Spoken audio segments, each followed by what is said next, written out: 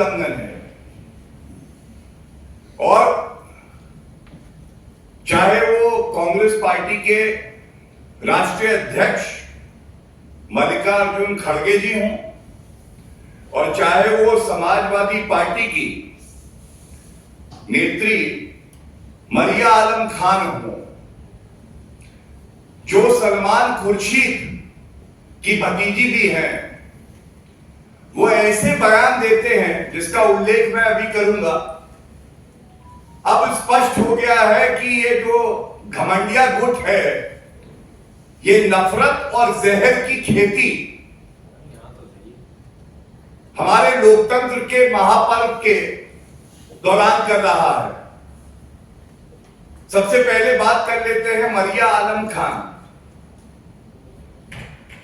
इनका वक्तव्य आया है कि वोट जिहाद करना है, बड़ी अक्लमंदी के साथ करना है, बहुत खामोशी के साथ करना है। तो मैं ये कहना चाहूंगा, वोटिंग का रिश्ता जैसा एनडीए और भारतीय जनता पार्टी और देश की जनता देखती है, महापर्व से है, लोकतंत्र से है, हर्षोल्लास से है। लेकिन जो राहुल गांधी का नफरत का बाजार है, उसमें दुकानें नफरत की, जहर की समाजवादी पार्टी टीएमसी इन्होंने भी खोली है। और अब ये कह रहे हैं कि वोट का जिहाद कर डालो। वोट का जिहाद किसके खिलाफ करोगे? तो फिर याद आया कि कांग्रेस के मैनिफेस्टो में ही लिखा है, बहुसंख्यकवाद इस देश में नहीं चलेगा। बहुसंख्यक कौन है? हिंदू है। वोट का जिहाद करने की बात करते हैं। मैं इतना ही कहूंगा कि एक तरफ आदरणीय प्रधानमंत्री जी के नेतृत्व में विकास के कार्य बताकर, देश की अखंडता को मजबूत करके, सबका साथ सबका विकास, ये विकास का मॉडल है। दूसरी तरफ वोट जिहाद वाले आ गए हैं। और मैं ये चेतावनी भी दे दूं कि ये जो वोट जिहाद की बात करते हैं, वो कहते हैं बीजेपी को हटाओ। अरे बीजेपी को तुम लोग क्या हटाओगे? ये मोहब्बत का जोड़ है, टूटेगा नहीं। ये कर्मठता और ईमानदारी का जोड़ है, देश से प्रेम का जोड़ है, ये टूटने वाला नहीं है। लेकिन ये सवाल जरूर पूछा जाएगा, अखिलेश यादव पीडीए कर रहे थे, तो ये पीडीए क्या है अब समझ में आ गया। पीडीए का मतलब प्रहार, धर्म पे, आस्था पे। पीडीए प्रहार करो धर्म और आस्था पे। वोट जिहाद बोलो, क्योंकि बहुसंख्यकों से तुम्हें नफरत है। इस बयान के बाद त्वरित कार्रवाई हुई है और एफआईआर दर्ज हुई है under section 295A and 188 of Indian Penal Code. लेकिन पूछना चाहूंगा, क्या किसी ने अखिलेश यादव जी का कोई एक वक्तव्य सुना कि ये वोट जिहाद जैसे शब्द का इस्तेमाल करना ये बेईमानी है भारत की जनता के साथ, उत्तर प्रदेश की जनता के साथ? नहीं सुना होगा, क्योंकि इंडिया अलायंस की राजनीति ही यही है। और इसी के साथ बड़े भारी मन से, बड़े दुख से मैं कहता हूं, कांग्रेस के अध्यक्ष मल्लिकार्जुन खड़गे जी, उनका वक्तव्य मैं पढ़ देता हूं। वो एक अपने प्रत्याशी के लिए कहते हैं, इनका भी नाम शिव है, ये बराबर में राम का मुकाबला कर सकते हैं, क्योंकि ये शिव है, मेरा नाम भी मल्लिकार्जुन है, यानी मैं भी शिव हूं। अब आप मुझे ये बताइए, मुसलमानों को एकजुट कर दो, वोट जिहाद कर डालो और हिंदुओं को बांट दो। भगवान शिव को हमारे आराध्य हैं प्रभु राम से लड़ा रहे हैं। क्यों भाई?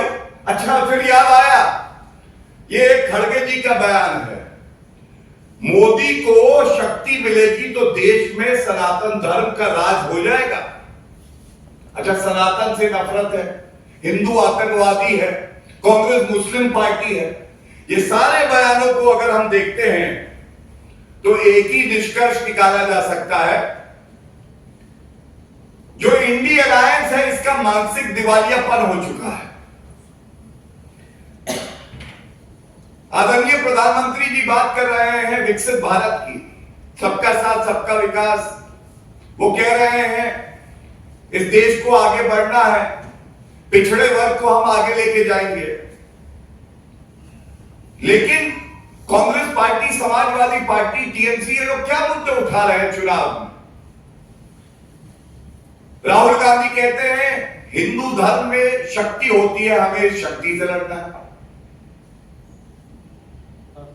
मल्लिकार्जुन खड़गे जी रिमोट कंट्रोल के अध्यक्ष हैं, बिना राहुल गांधी और सोनिया गांधी की स्वीकृति के तो एक शब्द नहीं बोलेंगे। अब वो कह रहे हैं भगवान शिव जो है वो प्रभु राम से लड़ सकते हैं।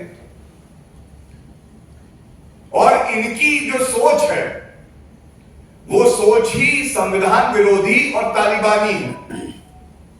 संविधान का अध्ययन ना खड़गे जी करते हैं ना राहुल गांधी करते हैं, क्योंकि इनके मैनिफेस्टो में बहुसंख्यकवाद को गाली देना उसकी कोई जगह नहीं, लेकिन शरिया कानून की जगह है। हम व्यक्तिगत कानूनों को और मजबूत करेंगे, तुष्टीकरण की राजनीति करेंगे। क्या यह पूछा नहीं जाएगा?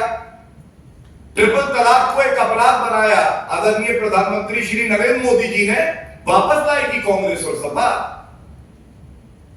हलाला बहु विवाह, यही जहरीली सोच है ना कांग्रेस पार्टी और सपा की आज। धर्म के आधार पे आरक्षण देना जो मुद्दा बड़ा ज्वलंत रहा है। गृह मंत्री श्री अमित शाह जी का डीप फेक वीडियो डाल दिया, क्योंकि प्रधानमंत्री जी और गृह मंत्री जी संवैधानिक बात करते हैं। वो कहते हैं एससी एसटी ओबीसी का जो हक है वो हक उन्हें मिलता रहेगा, ये हमारी संविधान की मूल भावना है।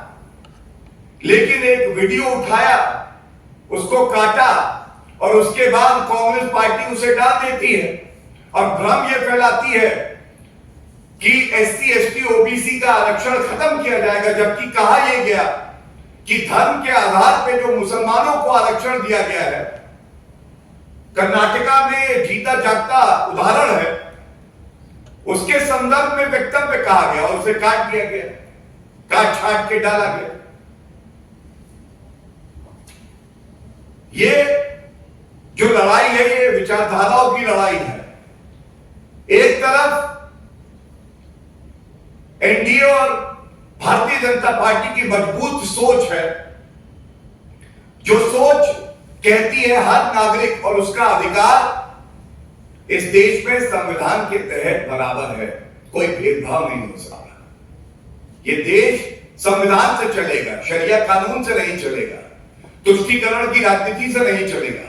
और दूसरी तरफ जो सोच है वो केवल और केवल हिंदुओं को, बहुसंख्यकों को गाली दो, सुबह शाम रात दो, और जो मुसलमान हैं उनको अगर संविधान के विपरीत जाके संविधान का हनन करके भी तुष्टीकरण भी करना पड़े तो तुष्टीकरण करो, क्योंकि ममता बनर्जी ने तो कहा है कि मुसलमान दूध देने वाली गाय है, मैं उसकी दुलत्ती भी खाऊंगी। लेकिन वोट का जिहाद होगा तो वो हिंदुओं के खिलाफ होगा। ये जो सोच है, इस सोच को उजागर करना हमारी प्रतिबद्धता है और हमें विश्वास है कि कानून अपना कार्य कर रहा है। ऐसे जो पाखंडी, ढोंगी और अराजक तत्व हैं, पीडी DDA, पाखंडी, ढोंगी और अराजक तत्व, इनको सजा जरूर मिलेगी, सख्त सजा मिलेगी। हमारे महापर्व को कोई दूषित कर सके, उसमें नफरत का जहर घोल सके, ये ताकत कोई है नहीं। इस देश के प्रधानमंत्री श्री नरेंद्र मोदी जी हैं, जिन पर हर नागरिक का पूर्ण विश्वास है, और इसीलिए ये बिंदु हमने यहां उठाया है।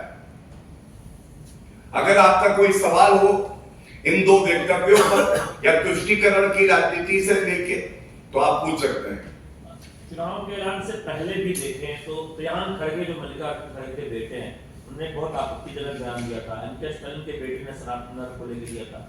अब ये इस तरह से उम्मीदवार का नाम पूछ के जो कहा है मल्लिकार्जुन खड़गे ने, तो फिर क्या लग रहा है जानबूझ के किया जा रहा है इसके माध्यम से, जिससे मुस्लिम तुष्टीकरण हो, या फिर ऐसे ही बोलते हैं?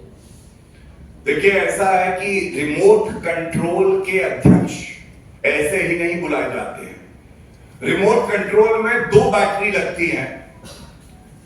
वो 2 बैटरी खड़गे जी में, एक सोनिया गांधी और एक राहुल गांधी। अगर एक बैटरी निकाल देंगे तो ये रिमोट कंट्रोल वाले अध्यक्ष क्यों नहीं कर पाएंगे? वो तो मंच पे भी पूछ के कहते हैं मैं बोलूं या ना बोलूं, और जब बोला तो इतना नफरती, इतना जहर उगल दिया। आज बोला तो ये जाएगा बहुसंख्यकों ने आपका क्या बिगाड़ा है? ठीक है, आप 55 साल सत्ता में रहे, आपने सुध नहीं ली बहुसंख्यकों की, लेकिन उनके प्रति इस तरह से जहर उगलना, सभी धर्मों के अनुयायी एक साथ सौहार्द से हैं, ये आपको अखरता है। आप चाहते हैं दंगे हो, आप चाहते हैं नफरत फैले, हिंदू मुसलमान करें, और जब मजबूती से जवाब दिया जाता है तो बिदक जाते हैं, और यही सच्चाई है। कांग्रेस ने गौरव जी आज एक बहुत बड़ा प्रश्न उठाया है, और इसी तरह जैसा आपने कहा उसी तरह का प्रश्न है इसमें कि ईवीएम चुनाव आयोग को उन्होंने आज फिर से हमला किया और कहा कि इतना देरी से आंकड़ा जारी क्यों किया गया, जबकि पहले बैलेट से होता था ना, वो जल्दी जारी कर देता था, इस पर 11 दिन लग गए इसको जारी करने में, कुछ गड़बड़ है। हिंदी इंग्लिश दोनों में मैं उत्तर देने का प्रयास करता हूं। सबसे पहले देखिए, मैं एक बात बताऊंगा, गड़बड़ ईवीएम में, वीवीपैट में, इलेक्शन कमीशन ऑफ इंडिया में, भारत के लोकतंत्र में, सुप्रीम कोर्ट में नहीं, गड़बड़ है इंडिया अलायंस में। और इनके अंदर एक ऐसा वायरस है जिसका वैक्सीन केवल और केवल जनता है। इनका ऐसा इलाज करेगी, आप देखिएगा, जब परिणाम आएंगे चुनाव के तो आपको ये लोग ढूंढे हुए नहीं मिलेंगे। ईवीएम वही होगी, जनता वही होगी। श्री नरेंद्र मोदी जी पुनः प्रधानमंत्री बनेंगे, लेकिन इंडिया अलायंस वाले आपस में कपड़े फाड़ेंगे और आपके एक प्रश्न का उत्तर नहीं देंगे। जब जनता को विश्वास है हमारे लोकतंत्र में, ईवीएम में, इलेक्शन कमीशन ऑफ इंडिया में, वीवीपैट में, सुप्रीम कोर्ट का जजमेंट आया है अभी कुछ दिन पहले, उसके बाद इस तरह के अनर्गल बयान देना, जनता के मन में शंका पैदा करने का प्रयास करना, यह अपने आप में दिखाता है कि ये लोग इस बार सब मिल भी जाएं तो हो सकता है डबल डिजिट का आंकड़ा भी पार ना कर पाए, और इसीलिए इन्हें दर्द हो रहा है। The India alliance is questioning the Election Commission of India yet again, and this is happening just after a few days when a historic verdict has been delivered by the Honorable Supreme Court, where the Honorable Supreme Court has clearly stated that the system in the country pertaining to the elections, be it the Election Commission of India, the EVMs or the VVPAT machines, all are credible, and there is nothing to interfere in the process that has been formed and regulated by the Election Commission of India. The problem does not lie with the democracy of our country. The problem does not lie with the Election Commission of India, which is a constitutional body. The problem is not with the VVPAT or the EVMs. The problem is with the India Alliance. India Alliance is suffering from a virus more dangerous than any that we have seen. And the vaccine of this virus is the citizenry of the country.